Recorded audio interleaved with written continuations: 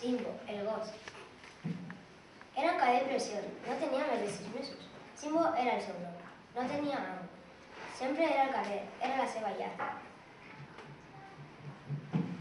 Quan arribava l'hivern, Simbo la vida es feia més difícil. S'amagava Raulis dins una capsa de cartró.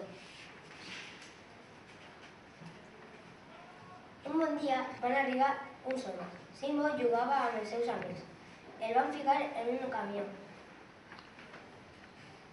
Quina mala sort! Estava atacant dins d'una gàbia. Simbo es va entristir. Un diumenge va arribar un nen. Era un nen de 9 anys. Es deia Lluís. Així que va veure a Simbo. Què me dius? Vols venir a jugar amb mi?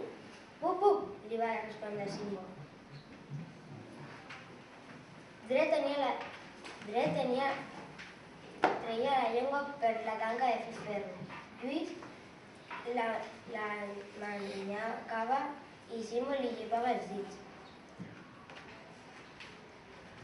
Quan va obrir la porta de la gàbia, Simbo es va saltar sobre el nen quan estimó Simbo. Bup, bup.